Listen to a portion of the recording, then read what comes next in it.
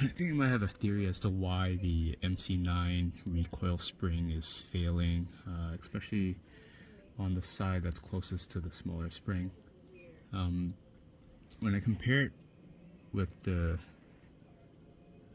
muzzle side, if you look at where the spring at the end, where the spring starts to join together, like right about there, if you kind of watch where it ends, you realize that the spring sort of touches itself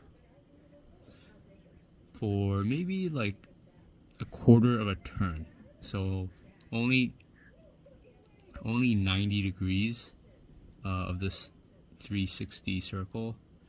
But when you look at the other side, where the spring tends to coil on itself, before I cut it, if you compare it to where it starts to join or where it starts to touch itself, it actually went all the way to 180.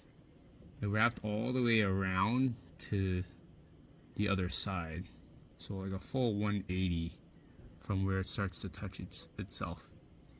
And exactly where it starts to coil on itself is beyond that 90-degree turning point.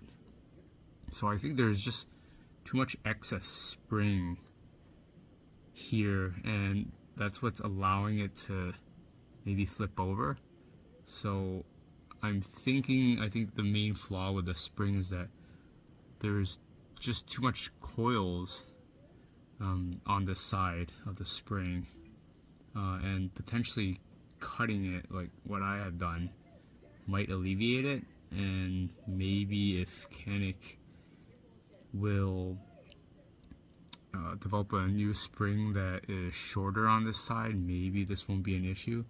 I'm not sure if this is the actual problem, but that's the observation that I'm seeing so far, is that the spring might just be too long. And as you can see, the part I cut is like, you can roughly estimate that it's like another 90-degree turn worth of spring that's excess.